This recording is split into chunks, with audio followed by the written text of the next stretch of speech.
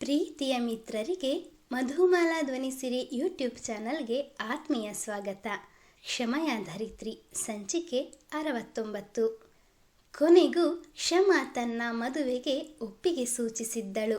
ಹಿಂದಿನ ದಿನವೇ ಮೈತ್ರಿ ಹಾಗೂ ಕೃಷ್ಣನಿಗೆ ತಿಳಿಸಿದ್ದ ಕ್ಷಮ ಬೆಂಗಳೂರಿಗೆ ಹೊರಡುವ ಮುನ್ನ ಮತ್ತೊಮ್ಮೆ ಕರೆ ಮಾಡಿ ಹೊರಡುವ ವಿಷಯ ತಿಳಿಸಿದಳು. ಮರುದಿನವೇ ಮೈತ್ರಿ ಕೂಡ ಬೆಂಗಳೂರಿಗೆ ಹೊರಡುವವಳಿದ್ದರಿಂದ ಸಮಯ ಆದರೆ ಖಂಡಿತವಾಗಿಯೂ ಮನೆಗೆ ಬರಲೇಬೇಕು ಎಂದು ದುಂಬಾಲು ಬಿದ್ದಳು. ಟ್ರೈ ಮಾಡ್ತೇನೆ ಮೈತ್ರಿ, ನಾನು ಹೋಗ್ತಾ ಇರೋದು ಪೂಜೆಗೆ. ಎಲ್ಲರೊಟ್ಟಿಗೆ ಪೂಜೆಯಲ್ಲಿ ಇಲ್ಲ ಅಂದರೆ ತಪ್ಪಾಗ್ತದೆ. ಪೂಜೆ ಮುಗಿಯುವಾಗ ಸಂಜೆ ಆಗಬಹುದು. ರಾತ್ರಿಯ ಊರಿಗೆ ರಿಟರ್ನ್ ಆಗಬೇಕು. ಈ ನಡುವೆ ಸಮಯ ಎಲ್ಲಿ ಸಿಗ್ತದೆ ಎಂದಾಗ ಮೈತ್ರಿ ಕೂಡ ಒತ್ತಾಯ ಮಾಡಲಿಲ್ಲ. ಕ್ಷಮಾಳೊಂದಿಗೆ ಮದುವೆ ನಿಗದಿಯಾದಾಗಿನಿಂದ ದಿನದ 24 ಗಂಟೆಯೂ ಕ್ಷಮಾಳೊಂದಿಗೆ ಮಾತನಾಡಿದರೂ ಕೃಷ್ಣನಿಗೆ ಸಮಾಧಾನವಿರಲಿಲ್ಲ. ಇನ್ನೂ 2 ದಿನ ಹೇಗೆ ಕಳೆಯುವುದೆಂದು ಪರಿತಪಿಸುತ್ತಲೇ ಅಂದಿನ ಮಾತು ಕೊನೆಗೊಂಡಿತ್ತು. ಇತ್ತ ಹೊರ ಹೋಗಿದ್ದ ದೀಪಕ್ ಒಳ ಬರುವುದನ್ನೇ ಕಾಯುತ್ತಿದ್ದ ಕ್ಷಮ ತಾನು ಬೆಂಗಳೂರಿಗೆ ಹೋಗಬೇಕಿರುವುದರಿಂದ 2 ದಿನಗಳ ಕಾಲ ಮನೆಯ ಕಡೆ ಗಮನವಿಡು ಎಂದಿನಂತೆ ಅಮ್ಮನನ್ನು ಒಬ್ಬರನ್ನೇ ಮನೆಯಲ್ಲಿ ಬಿಟ್ಟು ರಾತ್ರಿ ತಡವಾಗಿ ಮನೆಗೆ ಬರಕೂಡದು ಎಂದು ಬುದ್ಧಿವಾದ ಹೇಳಿದಳು. ಅಕ್ಕನ ಮಾತುಗಳನ್ನು ಕೇಳಿ ಅವನಿಗೆ ಕುಣಿದಾಡುವಷ್ಟು ಸಂತೋಷವಾಯಿತು. ಅದನ್ನು ಅವಳೆದುರು ತೋರ್ಪಡಿಸದೆ ಸರಿ ಎಂದು ತಲೆ ಆಡಿಸಿದನು. ಅಮ್ಮ, ನೀವು ಯಾವುದಕ್ಕೂ ಯೋಚನೆ ಮಾಡಬೇಡಿ. 1 ವಾರಕ್ಕಾಗುವಷ್ಟು ದಿನಸಿ ತರಕಾರಿಗಳನ್ನು ತಂದಿದ್ದೇನೆ.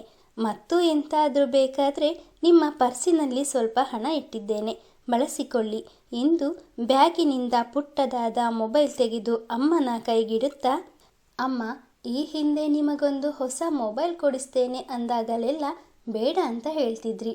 ಆದರೆ ಇವತ್ತು ಬೇಡ ಅನ್ನೋ ಹಾಗಿಲ್ಲ. ನಿಮಗೆ ಹೇಗೂ ಈ ಬಟನ್ ಫೋನ್ ಯೂಸ್ ಮಾಡಲಿಕ್ಕೆ ಬರ್ತದೆ. ನಿಮಗೆ ನನ್ನ ಬಳಿ ಮಾತನಾಡಬೇಕು ಅನ್ನಿಸಿದಾಗ ನನ್ನ ನಂಬರ್ಗೆ ಕಾಲ್ ಮಾಡಿ. ನಾನು ಸಮಯ ಸಿಕ್ಕಾಗ ಮಾಡ್ತೇನೆ. ಅದರಲ್ಲಿ ಮೈತ್ರಿ ಹಾಗೂ ಕೃಷ್ಣ ಅವರ ನಂಬರ್ ಕೂಡ ಉಂಟು ಎಂದು ಮೊಬೈಲನ್ನು ಅಮ್ಮನ ಕೈಗಿತ್ತಳು.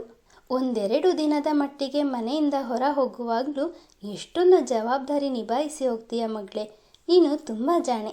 ಸರಿ, ಹೊರಡು, ತಡ ಮಾಡ್ಕೊಂಡು ಹೋಗಬೇಡ, ಜೋಪಾನ ಎಂದು ಶ್ಯಾಮಲ ಅವಳ ಹಣೆಗೆ ಸಿಹಿ ಮುತ್ತನಿಟ್ಟರು. ಕ್ಷಮ ಅಮ್ಮ ಹಾಗೂ ತಮ್ಮನಿಗೆ ತಿಳಿಸಿ ಲಗೇಜ್ ಹಿಡಿದು ಬಸ್ಸು ನಿಲ್ದಾಣದತ್ತ ಹೆಜ್ಜೆ ಹಾಕಿದಳು. ಅಂದು ಕಂಪನಿಯ ಕೆಲಸಗಾರರನ್ನು ಬೆಂಗಳೂರಿಗೆ ಕರೆದೊಯ್ಯುವ ಬಸ್ಸು ಮುಂಚಿತವಾಗಿಯೇ ಬಂದು ಕಂಪನಿಯ ಬಾಗಿಲಿನಲ್ಲಿ ನಿಂತಿತ್ತು.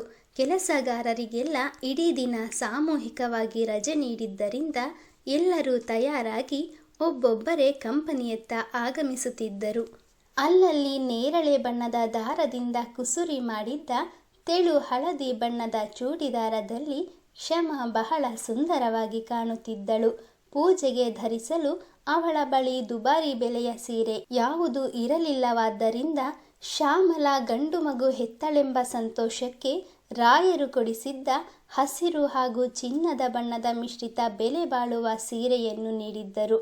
ಇಷ್ಟು ದುಬಾರಿ ಸೀರೆ ಬೇಡಮ್ಮ, ನನ್ನನ್ನು ಯಾರು ನೋಡ್ತಾರೆ ಎಂದು ಕ್ಷಮ ಎಷ್ಟೇ ಹೇಳಿದರೂ ಕೇಳದೆ, ಯಾರು ನೋಡಲಿ ಬಿಡಲಿ, ನೀನು ಇದನ್ನೇ ಉಡಬೇಕು. ನಾನಾದರೂ ಇದನ್ನು ಎಲ್ಲಿ ಉಡ್ಕೊಂಡು ಹೋಗೋದೇಳು? ಏನಿಲ್ಲ ಅಂದರೂ ಈ ಸೀರೆಗೆ ಬರೋಬ್ಬರಿ 21 ವರುಷಗಳ ಮೇಲಾಯಿತು. ಇನ್ನೂ ಇಷ್ಟೊಂದು ಹೊಸದರಂತೆ ಕಾಣಿಸ್ತಾ ಇದೆ ಅಂದರೆ ಯೋಚನೆ ಮಾಡು, ನಾನು ಇದನ್ನು ಎಷ್ಟು ಬಾರಿ ಉಟ್ಟಿರ್ಬೋದು ಅಂತ. ನಿನ್ನ ತಮ್ಮನ ನಾಮಕರಣದಲ್ಲಿ ಬಿಟ್ಟರೆ ಇದನ್ನು ಇವತ್ತೇ ಪೆಟ್ಟಿಗೆಯಿಂದ ತೆಗಿತಾ ಇರೋದು. ಈಗ ಮಾತು ಸಾಕು ಮಾಡಿ ಬೇಗ ಹೊರಡು ಎಂದಿದ್ದರು. ಅರೆ ಕ್ಷಮ, ನಿನ್ನೆ ನೀವು ಮಾತನಾಡುವಾಗ ಅಮ್ಮನನ್ನು ಬಿಟ್ಟು ಬರೋದಕ್ಕೆ ಕಷ್ಟ ಎಂದಿದ್ದನ್ನು ಕೇಳಿ ನೀವು ಬರ್ತೀರೋ ಇಲ್ವೋ ಅಂದುಕೊಂಡಿದ್ವಿ. ಸದ್ಯ ಬಂದ್ರಲ್ಲ. ಬಸ್ಸು ಹೊರಡಲಿಕ್ಕೆ ಇನ್ನೂ 5 ನಿಮಿಷ ಸಮಯ ಇದೆಯಂತೆ. ಬನ್ನಿ, ಎಲ್ಲರೂ ಕುಳಿತುಕೊಳ್ಳುವಾಗ ಸರಿಯಾಗ್ತದೆ. ಕಂಪನಿಯ ಇನ್ಚಾರ್ಜ್ ಆಗಿದ್ದ ಸದಾನಂದ್ ಬಸ್ಸಿನ ಬಾಗಿಲ ಬಳಿ ನಿಂತು ಎಲ್ಲರನ್ನೂ ಬಸ್ಸಿನಲ್ಲಿ ಕುಳಿತುಕೊಳ್ಳುವಂತೆ ಆದೇಶಿಸುತ್ತಿದ್ದರು. ಮೊದಲ ಬಾರಿಗೆ ಅಹಲ್ಯಾದೇವಿಯವರ ಭವ್ಯ ಬಂಗಲೆಯನ್ನು ನೋಡಲು ಕಾತುರದಿಂದ ಹೊರಟಿದ್ದ ಎಲ್ಲರ ಮನಸ್ಸು ಪ್ರಫುಲ್ಲವಾಗಿತ್ತು. 5-6 ಮಂದಿ ಗಂಡಸರು ಹಿಂಬದಿಯ ಸೀಟಿನಲ್ಲಿ ಕುಳಿತರೆ ಉಳಿದ 8 ಮಂದಿ ಲಲನೆಯರು ಇಬ್ಬಿಬ್ಬರಂತೆ ಒಂದೊಂದು ಸೀಟನ್ನು ಅಲಂಕರಿಸಿದರು. ಎಲ್ಲರೂ ಹತ್ತಿ ಕುಳಿತ ನಂತರ ಡ್ರೈವರ್ ಯೋಗೇಶ್ ತನ್ನ ಸೀಟಿನಲ್ಲಿ ಕುಳಿತು ಬೆಂಗಳೂರಿನತ್ತ ಗಾಡಿ ಚಲಾಯಿಸಿದನು. ಕಿಟಕಿಯ ಬಳಿ ಕುಳಿತ ಕ್ಷಮ ತಣ್ಣನೆಯ ಗಾಳಿಗೆ ಮುಖಹೊಡ್ಡಿ ಪ್ರಕೃತಿಯ ಸೌಂದರ್ಯವನ್ನು ಆಸ್ವಾದಿಸುತ್ತಿದ್ದಳು. ತಂಗಾಳಿ ಅವಳ ಸುಕೋಮಲ ಮೊಗವನ್ನು ಸ್ಪರ್ಶಿಸುತ್ತಲೇ ಚೇತೋಹಾರಿ ಅನುಭವ ಅವಳದಾಗಿತ್ತು. ಕೃಷ್ಣನ ಚೆಲುವಾದ ಮುಖ ಅವಳ ಕಣ್ಣ ಮುಂದೆ ಬಂದಂತೆ ಭಾಸವಾಯಿತು. ಕಣ್ಣು ಮುಚ್ಚಿ ಕುಳಿತವಳ ಮನದಲ್ಲಿ ಅವನೊಂದಿಗೆ ಕಳೆದ ಸುಮಧುರ ಕ್ಷಣಗಳು ತನ್ನ ನೆನಪಿನ ದಿಬ್ಬಣದಲ್ಲಿ ಮೆರವಣಿಗೆ ಹೊರಟಿತು. ಉಳಿದೆಲ್ಲ ಹೆಂಗಳೆಯರು ತಾವು ನಾಳೆ ಯಾವ ಬಣ್ಣದ ಬಟ್ಟೆಗಳನ್ನು ಧರಿಸಲಿದ್ದೇವೆ, ಯಾವ ಯಾವ ಒಡವೆಗಳಿಂದ ಅಲಂಕರಿಸಿಕೊಳ್ಳಲಿದ್ದೇವೆ ಎಂದು ಚರ್ಚಿಸಲು ಪ್ರಾರಂಭ ಮಾಡಿ 1 ಗಂಟೆ ಕಳೆದರೂ ಅವರ ಮಾತು ಮುಗಿಯುವಂತೆ ಕಾಣಲಿಲ್ಲ.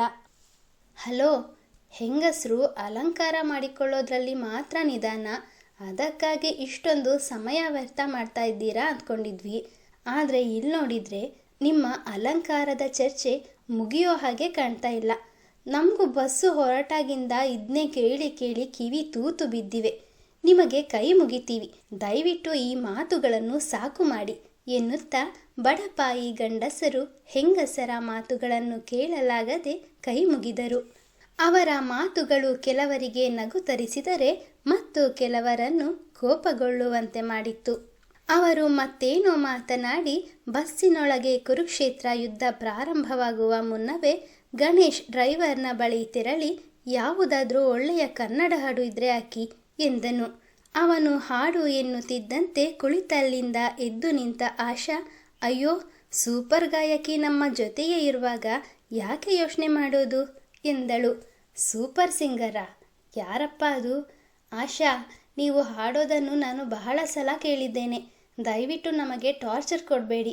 ನಿಮ್ಮ ಹಾಡು ಕೇಳಲಿಕ್ಕಿಂತ ಇಷ್ಟರವರೆಗೂ ನೀವು ಮಾತನಾಡ್ತಾ ಇದ್ರಲ್ಲ, ಅದೇ ಮಾತುಗಳನ್ನು ಮುಂದುವರಿಸಿ. ವ್ಯಂಗ್ಯವಾಗಿ ಮಾತನಾಡಿದ ರಾಹುಲ್ ಒಳಗೊಳಗೆ ನಕ್ಕನು. ಮಿಸ್ಟರ್ ರಾಹುಲ್, ನಾನು ನಿಮಗಿಂತ ಚೆನ್ನಾಗೇ ಹಾಡ್ತೇನೆ. ನೀವೇನು ನನ್ನನ್ನು ಆಡಿಕೊಳ್ಳೋದು ಬೇಡ. ಹುಸಿ ಮುನಿಸು ತೋರಿದ ಆಶಾ, ನಾನು ಸೂಪರ್ ಸಿಂಗರ್ ಎಂದದ್ದು ನಮ್ಮ ಕ್ಷಮಾರಿಗೆ. ಅವರು ಎಷ್ಟು ಒಳ್ಳೆಯ ಡಿಸೈನರೋ ಅಷ್ಟೇ ಉತ್ತಮವಾದ ಹಾಡುಗಾರ್ತಿ. ಅವರ ಹಾಡು ಕೇಳ್ತಾ ಕೆಲಸ ಮಾಡ್ತಾ ಇದ್ರೆ ಆಯಾಸ ಅನ್ನೋದೇ ಇರೋದಿಲ್ಲ, ಸಮಯ ಸರಿಯೋದು ತಿಳಿಯೋದಿಲ್ಲ ಎಂದು ಕ್ಷಮಾಳನ್ನು ಆಡಿ ಹೊಗಳಿದಳು. Oh really? ಈ ವಿಷಯ ನಮಗೆ ತಿಳಿದೇ ಇರಲಿಲ್ಲ. ಹಾಗಾದರೆ ನಮ್ಮ ಕ್ಷಮಾ ಅವರೇ ಒಂದು ಹಾಡು ಹೇಳಿ, ನಾವು ಕೇಳಿ ನಮ್ಮ ಕಿವಿಗಳನ್ನು ತಂಪು ಮಾಡಿಕೊಳ್ತೇವೆ. ಕಂಪನಿಯಲ್ಲಿರುವಷ್ಟು ಸಮಯ ಕ್ಷಮಾಳೊಂದಿಗೆ ಇರುತ್ತಿದ್ದ ಆಶಾ ಹಾಗೂ ರಾಧಿಕಾಳನ್ನು ಹೊರತುಪಡಿಸಿ ಉಳಿದವರೆಲ್ಲರೂ ಏಕಸ್ವರದಲ್ಲಿ ಅಪೇಕ್ಷೆ ಇಟ್ಟರು. ಅವರ ನಡುವೆ ಇಷ್ಟೆಲ್ಲ ಮಾತುಕತೆ ನಡೆಯುತ್ತಿದ್ದರೂ ಕ್ಷಮಾ ಮಾತ್ರ ತನ್ನ ನೆನಪಿನ ಲೋಕದಲ್ಲಿ ವಿಹರಿಸುತ್ತಲೇ ಇದ್ದಳು. ಹಲೋ ಕ್ಷಮಾ, ಏನು ಕನಸು ಕಾಣ್ತಾ ಇದ್ದೀರಾ? ಪಕ್ಕದಲ್ಲಿ ಕುಳಿತಿದ್ದ ಆಶಾ ಅವಳ ಭುಜವಿಡಿದು ಅಲುಗಾಡಿಸಿದಳು. ತಕ್ಷಣ ಎಚ್ಚೆತ್ತ ಕ್ಷಮಾ, ಸಾರಿ, ನೀವು ನನ್ನನ್ನು ಕರೆದ್ರಿ ಅನ್ನಿಸ್ತದೆ, ನನಗೆ ಗೊತ್ತಾಗಲಿಲ್ಲ ಎಂದು ನಿರ್ವಿಕಲ್ಪದಿಂದ ಹೇಳಿದಾಗ, ಕರೆದಿಲ್ಲ ಕ್ಷಮಾ, ಕೂಗಿದೆ. ಆಶಾ ಅವಳನ್ನು ಅಣಕಿಸಿದಳು. ಕೂಗಿದ್ರಾ? ನನಗೆ ಕೇಳಿಸ್ಲೇ ಇಲ್ವಲ್ಲ.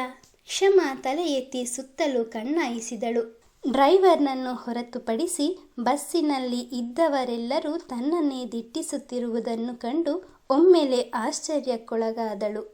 ಕ್ಷಮಾ, ನೀವು ತುಂಬ ಚೆನ್ನಾಗಿ ಹಾಡ್ತೀರಾ ಅಂತ ಎಲ್ಲರ ಬಳಿಯೂ ಹೇಳಿಬಿಟ್ಟಿದ್ದೀನಿ. ಈಗ ನೀವೇ ನನ್ನ ಮರ್ಯಾದೆ ಉಳಿಸಬೇಕು. ಆಶಾ ಕೈ ಹಿಡಿದು ಗೋಗರೆದಾಗ ಕ್ಷಮಾಳಿಗೆ ಇಲ್ಲ ಎನ್ನಲು ಮನಸ್ಸಾಗಲಿಲ್ಲ. ಎಲ್ಲರೂ ಅವಳ ಸುಮಧುರ ಗಾನವನ್ನು ಆಲಿಸಲು ಕಿವಿಕೊಟ್ಟರು. ಅಷ್ಟರವರೆಗೂ ದೊಂಬಿಯಾಗಿದ್ದ ಜಾಗವೀಗ ಸಂಗೀತದ ಹೊನಲು ತುಂಬಿ ಸ್ವರ್ಗವೇ ಧರೆಗಿಳಿದು ಬಂದಿತೇನೋ ಎನಿಸುವಷ್ಟು ಪ್ರಶಾಂತವಾಯಿತು. ತಂಗಾಳಿ ಬೀಸುತ್ತಿದೆ, ನಿನ್ನೆನ ಪೋಸುತ್ತಿದೆ. ತಂಗಾಳಿ ಬೀಸುತ್ತಿದೆ, ನಿನ್ನೆನ ಪೋಸುತ್ತಿದೆ. ಹೃದಯ ವೀಣೆಯ ರಾಗ ಕೇಳದೆ ನಿನಗೆ, ಹೃದಯ ವೀಣೆಯ ರಾಗ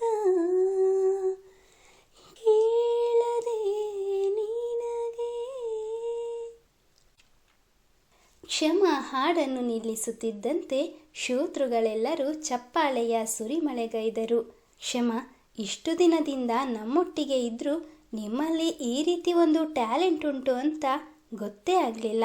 you have a versatile talent. ಒಬ್ಬೊಬ್ಬರು ಒಂದೊಂದು ರೀತಿಯಲ್ಲಿ ಅವಳನ್ನು ಶ್ಲಾಘಿಸಿದರು. ಅವರೆಲ್ಲರ ಹೊಗಳಿಕೆಗೆ ಅವಳ ಹೃದಯ ತುಂಬಿ ಬಂದಿತು. ಸುಮಾರು 8 ಗಂಟೆಗಳು ಬಸ್ಸಿನಲ್ಲಿ ಕುಳಿತಿದ್ದರೂ ಕ್ಷಮಾಳ ಗಾನ ಮಾಧುರ್ಯ ಎಲ್ಲರ ಪ್ರಯಾಣದ ಆಯಾಸವನ್ನು ನುಂಗಿ ಹಾಕಿತ್ತು. ಯಾರೊಬ್ಬರಿಗೂ ದೂರದ ಪ್ರಯಾಣ ಪ್ರಯಾಸವೆನಿಸಲಿಲ್ಲ. ಸುಮಾರು 4 ಅಂತಸ್ತಿನ ಭವ್ಯವಾದ ಮಹಲು ವಿವಿಧ ಬಗೆಯ ದೀಪಾಲಂಕಾರಗಳಿಂದ ಕಂಗೊಳಿಸುತ್ತಿತ್ತು. ಬಂದವರೆಲ್ಲರಿಗೂ ಪಕ್ಕದಲ್ಲಿದ್ದ ಗೆಸ್ಟ್ ಹೌಸಿನಲ್ಲಿ ಉಳಿಯಲು ಅವಕಾಶ ಮಾಡಿಕೊಡಲಾಗಿತ್ತು. ಶ್ರೀಪತಿಯೇ ಮುಂದೆ ನಿಂತು ಎಲ್ಲರನ್ನೂ ಆತ್ಮೀಯವಾಗಿ ಬರಮಾಡಿಕೊಂಡು ಅವರಿಗೆ ಊಟದ ವ್ಯವಸ್ಥೆ ಮಾಡಿದನು. ಬಹಳ ಸಮಯಗಳಿಂದ ಕ್ಷಮಾಳನ್ನು ಅರಸುತ್ತಿದ್ದ ಅವನ ಕಣ್ಣುಗಳು ಕೊನೆಗೂ ಅವಳ ಅಂದವನ್ನು ಕಣ್ತುಂಬಿಕೊಂಡು ಧನ್ಯವಾಯಿತು. ಅವಳನ್ನು ಪ್ರತ್ಯೇಕವಾಗಿ ಮಾತನಾಡಿಸುವ ಹಂಬಲವಿದ್ದರೂ ಇತರರಿಗೆ ಅನುಮಾನ ಬರಬಾರದೆಂದು ಎಲ್ಲರೊಟ್ಟಿಗೂ ಅವಳನ್ನು ಮಾತನಾಡಿಸಿ ಆದರಣೆಯಿಂದ ಬರಮಾಡಿಕೊಂಡಿದ್ದನು. ಸ್ವತಃ ಅಹಲ್ಯಾದೇವಿಯವರೇ ಗೆಸ್ಟ್ ಹೌಸಿಗೆ ಬಂದು ಎಲ್ಲರನ್ನು ವಿಚಾರಿಸಿಕೊಂಡರು. ಹಾಗೂ ಬೆಳಗಿನ ಪೂಜೆಗೆ ಎಲ್ಲರೂ ಬೇಗನೆ ತಯಾರಾಗಿ ಮಹಲಿಗೆ ಆಗಮಿಸಬೇಕೆಂದು ಹೇಳಿ ಅಲ್ಲಿಂದ ತೆರಳಿದ್ದರು. ಗಂಡಸರಿಗಾಗಿ 2 ಕೋಣೆಗಳು ಹಾಗೂ ಹೆಂಗಸರಿಗೆ 3-4 ಕೋಣೆಗಳನ್ನು ವ್ಯವಸ್ಥೆ ಮಾಡಲಾಗಿತ್ತು. ಮೆತ್ತನೆಯ ಹಾಸಿಗೆಯ ಮೇಲೆ ಉರುಳುತ್ತಿದ್ದಂತೆ ಪ್ರಯಾಣದ ಆಯಾಸದಿಂದಾಗಿ ಎಲ್ಲರೂ ಕ್ಷಣ ಮಾತ್ರದಲ್ಲಿ ನಿದ್ರೆಗೆ ಜಾರಿದರು. ಕ್ಷಮ ಅಮ್ಮನಿಗೆ ಕರೆ ಮಾಡಿ ತಾನು ಸುರಕ್ಷಿತವಾಗಿ ಬಂದು ತಲುಪಿದ್ದೇನೆ ಎಂದು ತಿಳಿಸಿ ಮೈತ್ರಿ ಹಾಗೂ ಕೃಷ್ಣನಿಗೆ ಗುಡ್ ನೈಟ್ ಎಂದು ಸಂದೇಶ ಕಳುಹಿಸಿದಳು. ಮೈತ್ರಿ ಗುಡ್ ನೈಟ್, ಟೇಕ್ ಕೇರ್ ಎಂದು ಮರು ಸಂದೇಶ ಕಳುಹಿಸಿದರೆ Krishna good night Kshama, I love you ಎಂದು ಸಂದೇಶ ರವಾನಿಸಿದನು. ಸಂದೇಶ ಓದಿ ಮುಗುಳ್ನಕ್ಕ ಕ್ಷಮ ಐ ಟು ಲವ್ ಯು ಎಂದು ಮರು ಸಂದೇಶ ಕಳುಹಿಸಿ ಮೊಬೈಲ್ ಫೋನನ್ನು ಪಕ್ಕದಲ್ಲಿಟ್ಟು ನಿದ್ರಿಸಿದಳು. ಈಗಲಾದರೂ ಶ್ರೀಪತಿ ತನ್ನ ಮನಸ್ಸಿನ ಮಾತುಗಳನ್ನು ಕ್ಷಮಾಳ ಬಳಿ ಹೇಳಿಕೊಳ್ಳುವನೆ, ಅಥವಾ ಅದಕ್ಕೂ ಮೊದಲು ಅವಳ ಮದುವೆ ಕೃಷ್ಣನೊಂದಿಗೆ ನಿಗದಿಯಾಗಿರುವ ವಿಷಯ ಅವನೆದುರು ಬಹಿರಂಗಗೊಳ್ಳುವುದೇ? ನಿರೀಕ್ಷಿಸಿ ಮುಂದಿನ ಸಂಚಿಕೆಯಲ್ಲಿ. ಮಿತ್ರರೇ, ಕಥೆಯ ಬಗ್ಗೆ ನಿಮ್ಮ ಅನಿಸಿಕೆ ಅಭಿಪ್ರಾಯಗಳನ್ನು ಕಮೆಂಟ್ನ ಮೂಲಕ ಹಂಚಿಕೊಳ್ಳಿ. ಹಾಗೆ ಚಾನಲನ್ನು ಸಬ್ಸ್ಕ್ರೈಬ್ ಮಾಡಿಕೊಂಡು ನಮ್ಮನ್ನು ಪ್ರೋತ್ಸಾಹಿಸಿ. ಮುಂದಿನ ಸಂಚಿಕೆಯಲ್ಲಿ ಮತ್ತೆ ಸಿಗೋಣ. ಧನ್ಯವಾದಗಳು.